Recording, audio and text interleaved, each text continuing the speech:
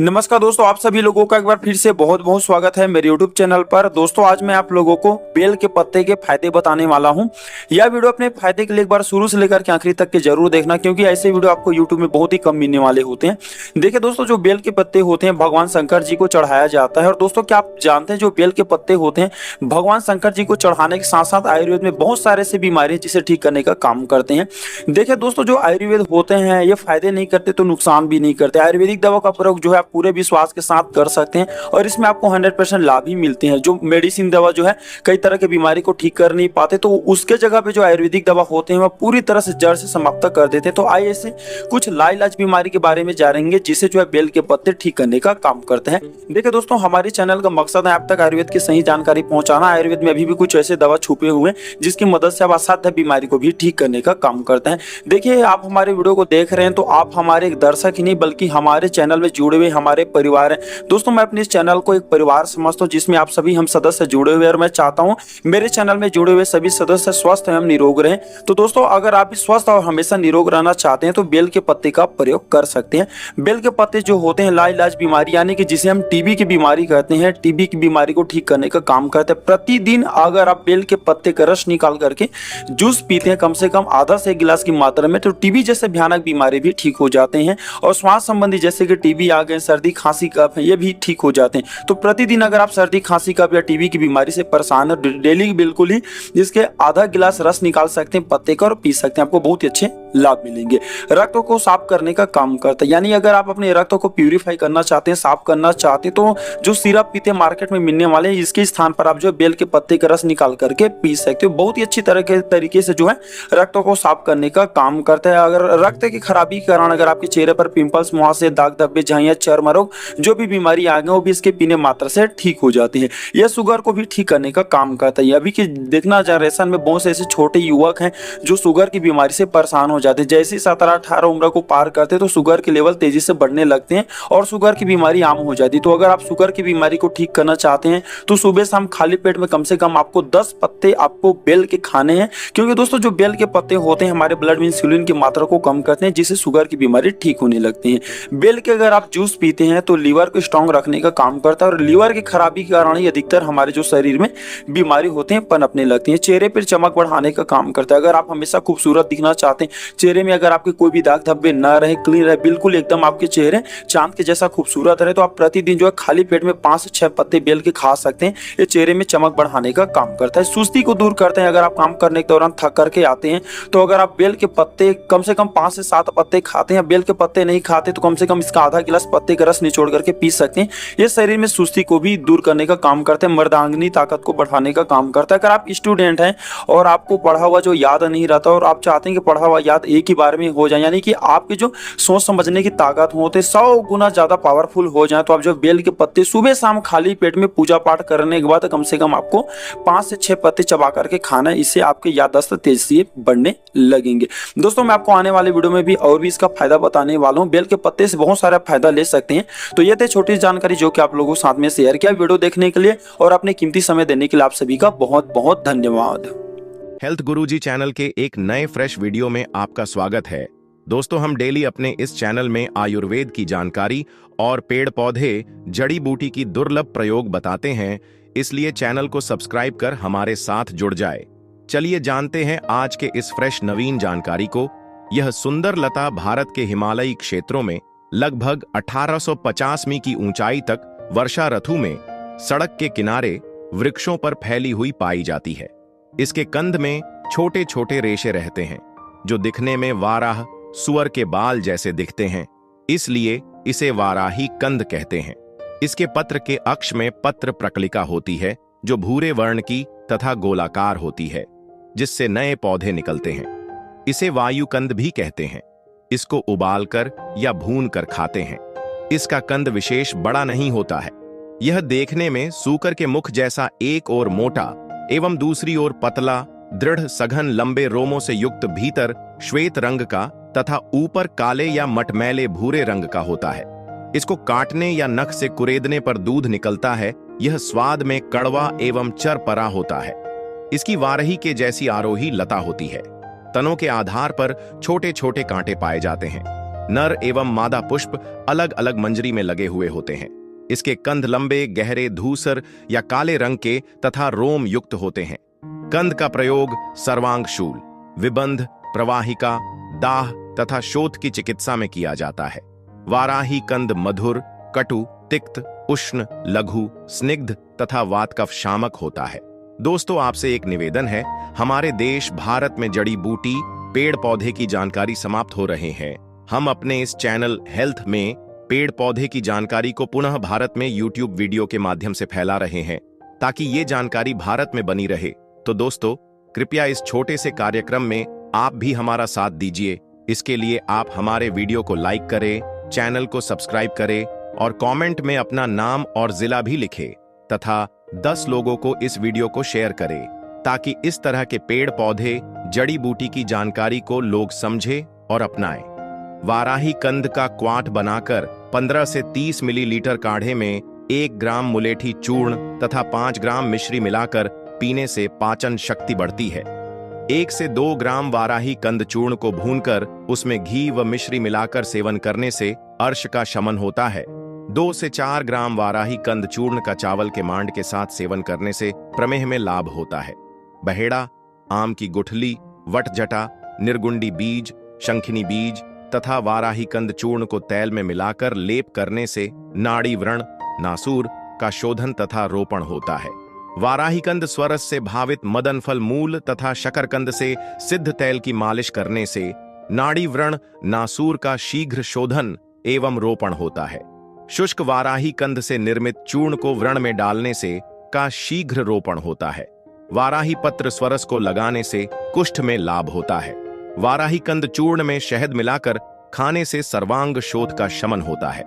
रसायन 1 से 2 ग्राम वाराही कंद के चूर्ण को मधु के साथ दूध के अनुपान से 1 माह तक सेवन कर पच जाने पर केवल दूध, भात एवं घी के भोजन पर रहने से यौवन, कर्म सामर्थ्य आदि रसायन गुणों की प्राप्ति होती है। वाराही कंद चूर्ण से पकाए हुए दूध को मथकर घी निकालकर उस घी में मधु मिलाकर मात्रा पूर्वक सेवन करने से बुढ़ापा रोग आदि का शमन हो, दीर्घायु आदि रसायन गुणों का आधान होता है। वाराही कंद स्वरस से भली प्रकार से भावित वाराही कंद चूर्ण 1 से 2 ग्राम में मधु तथा घृत मिलाकर चाटकर वाराही कंद कल्क एवं स्वरस से सिद्ध घी खाने से समस्त व्याधियों का शमन होता है तथा रसायन गुणों की प्राप्ति होती है। वन सूरण को पानी में घिसकर या सूखे हुए कंद को पानी के साथ पीसकर लगाने से कर्णमूल शोथ में लाभ होता है। 10 से 12 ग्राम जंगली सूरण कल्क को दही के मध्य रखकर या दही लपेटकर निगल जाने से उदर रोग का शमन होता है। सूरण का शाक बनाकर सेवन करने से उदर शोथ का शमन होता है। सूरण की नवीन पत्तियों का शाक बनाकर सेवन करने से उदर विकारों का शमन होता है। अर्श सूरण पर मिट्टी की मोटी परत लगाकर सूखने पर आग में अच्छी तरह पकाकर पकने पर मिट्टी हटाकर साफ कर तेल में भूनकर बनाए मिलाकर खाने से अर्श में अतिशय लाभ होता है। 2 से 4 ग्राम सूरण कंद चूर्ण में संभाग कुटज त्वक चूर्ण को मिलाकर तक्र के अनुपान के साथ सेवन करने से अर्श में लाभ होता है। पुटपाक विधि से प्राप्त 50 मिलीलीटर सूरण स्वरस में 10 से 12 मिलीलीटर तिल तेल और 1 ग्राम बनाए मिलाकर पीने से अर्श रोग में लाभ होता है। संभाग शुद्ध भल्लातक, त्रिफला, दंती, चित्रकमूल तथा सूरण में 2 गुना मिलाकर बनाएं, मिट्टी के घड़े में बंद कर उपलों की मंद अग्नि में पकाकर प्राप्त लवण का मात्रा पूर्वक सेवन अर्श में प्रशस्त है। 1 मास तक अन्य कोई आहार न देकर केवल सूरण का शाक आदि रूप में सेवन करना चाहिए और तक्र पिलाना चाहिए। केवल इसी आहार पर रहने से अर्श का शमन होता है। सूरण आदि औषधियों से निर्मित बाहुशाल गुड़ का मात्रा अनुसार सेवन करने से अर्श, गुल्म, वातोदर, आमवात, प्रतिश्याय, क्षय, ग्रहणी, पीनस, हलीमक, पांडु तथा प्रमेह रोगों में लाभ होता है। सूरण पिंडी का उपयोग अर्श की चिकित्सा में किया जाता है। बृहद सूरण वटक का सेवन करने से अर्श, ग्रहणी, श्वासकास, क्षय, प्लीहा, श्लीपद, शोथ, भगंदर तथा पलित रोग का शमन होता है। यह योग वृष्य, मेधावर्धक, अग्निवर्धक तथा रसायन होता है। जंगली सूरण के चूर्ण को घी में भूनकर मूली के रस में घोंटकर 250 मिलीग्राम की गोलियां बनाकर प्रातः सायं 2 गोली खिलाने से अर्श में लाभ होता है। सूरण घनकंद को पीसकर जोड़ों पर लेप करने से संधिवात का शमन होता है। लेप करने से पहले संधियों में तैल लगा लेना चाहिए। सूरणकंद कल्क में मधु तथा घी मिलाकर लेप करने से वल्मीक और श्लीपजन्य शोथ का शमन होता है। अग्नि पर भूने हुए सूरणकंद में घी और गुड़ मिलाकर पीसकर लेप करने से अर्बुद का शमन होता है। ग्रंथि अच्छे पके हुए सूरण के कंद को सोंठ और जल के साथ भली भांति पीसकर ग्रंथियों पर उसका बारंबार लेप कराना चाहिए। 7 दिन तक लेप करने से ग्रंथियां नष्ट हो। हेल्थ गुरुजी चैनल के एक नए फ्रेश वीडियो में आपका स्वागत है। दोस्तों, हम डेली अपने इस चैनल में आयुर्वेद की जानकारी और पेड़ पौधे जड़ी बूटी की दुर्लभ प्रयोग बताते हैं, इसलिए चैनल को सब्सक्राइब कर हमारे साथ जुड़ जाए। चलिए जानते हैं आज के इस फ्रेश नवीन जानकारी को। अमरबेल एक लता है। आपने इसे कई पेड़ों से लिपटा देखा होगा। ये प्रायः बबूल, बेर आदि पेड़ पर लिपटी नजर आती है। अमरबेल खेतों में भी मिल जाती है। इसका तना लंबा और पतला होता है। अमरबेल के तने से कई सारी पतली पतली और शाखाएं निकलती हैं। शाखाएं काफी मजबूत होती हैं। इसकी लता और बीज का उपयोग जड़ी बूटी के रूप में किया जाता है। अमरबेल के प्रयोग द्वारा आप रोगों से बच सकते हैं। इसके साथ ही अमरबेल का प्रयोग कर बीमारियों का इलाज भी कर सकते हैं। आयुर्वेद में यह बताया गया है कि अमरबेल वीर्य को बढ़ाता है, पाचन शक्ति ठीक करता है और आंख के रोगों में लाभदायक होता है। हृदय को स्वस्थ रखता है। यह पित्त, कफ के विकार और खराब पाचन से बनने वाले वात को भी ठीक करता है। यह मल के निकले को आसान बनाता है। इसके साथ ही अमरबेल के फायदे और भी हैं। आइए सभी लाभ के बारे में जानते हैं। अमरबेल एक परजीवी और दूसरे पेड़ों पर निर्भर लता है जो रस्सी की तरह बेर, शाल, करौदें आदि वृक्षों पर फैली रहती है। इसमें से महीन धागे के समान तंतु निकलकर वृक्ष की डालियों का रस चूसते रहते हैं। एक ही वृक्ष पर हर साल पैदा होने के कारण इसको अमरबेल कहते हैं। यह वृक्षों के ऊपर फैलती है। जमीन से बिना जुड़े केवल पेड़ पर ही होने के कारण इसे आकाश बेल भी कहा जाता है। इससे यह तो फलती फूलती जाती है, लेकिन जिस पेड़ पर यह रहती है वह धीरे धीरे सूख कर खत्म हो जाता है। आकाशवल्ली के फल थोड़े पीले काले रंग के और बड़े होते हैं। इसे लैटिन में कैसीथा फिलीफॉर्मिस लिन कहते हैं। दोनों में कुछ गुण भेद भी पाया गया है। किसी का मत है कि अमरबेल वह है जो केवल आम के पेड़ पर फैलती है, अन्य वृक्षों पर फैलने वाली आकाश बेल है। दोस्तों, आपसे एक निवेदन है। हमारे देश भारत में जड़ी बूटी, पेड़ पौधे की जानकारी समाप्त हो रहे हैं। हम अपने इस चैनल हेल्थ गुरुजी में पेड़ पौधे की जानकारी को पुनः भारत में यूट्यूब वीडियो के माध्यम से फैला रहे हैं ताकि ये जानकारी भारत में बनी रहे। तो दोस्तों, कृपया इस छोटे से कार्यक्रम में आप भी हमारा साथ दीजिए। इसके लिए आप हमारे वीडियो को लाइक करें, चैनल को सब्सक्राइब करें और कमेंट में अपना नाम और जिला भी लिखें तथा 10 लोगों को इस वीडियो को शेयर करें ताकि इस तरह के पेड़ पौधे जड़ी बूटी की जानकारी को लोग समझें और अपनाएं। अमरबेल को तिल या शीशम के तेल में पका लें। इसे सिर पर लगाने से बालों की जड़ें मजबूत बनती हैं। इससे गंजेपन में लाभ होता है। लगभग 50 ग्राम अमरबेल को कूटकर 1 लीटर पानी में पका लें। इससे बालों को धोने से बाल में चमक आती है और बाल सुनहरे होते हैं। इससे बालों का झड़ना तो रुकता ही है, साथ ही रूसी भी खत्म होती है। अमरबेल के 5 से 10 मिलीलीटर रस को पानी के साथ रोजाना सुबह और शाम पीने से मस्तिष्क रोग ठीक होता है।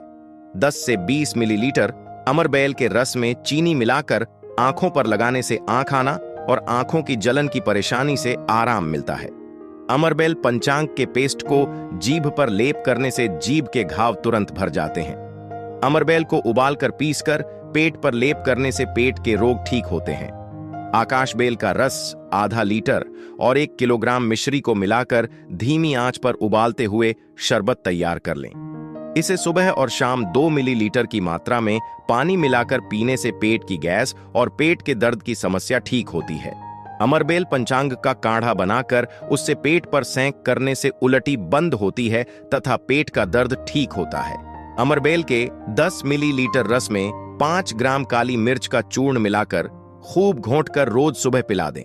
3 दिन में ही खूनी और बांधी बवासीर में विशेष लाभ होगा। 5 से 10 मिलीलीटर अमरबेल के रस का सेवन करने से बुखार, लिवर विकार तथा कब्ज में लाभ होता है। अमरबेल के 10 से 20 मिलीलीटर काढ़े को पीने से या इसके पेस्ट को आमाशय तथा पेट पर लेप करने से फैटी लीवर ठीक होता है।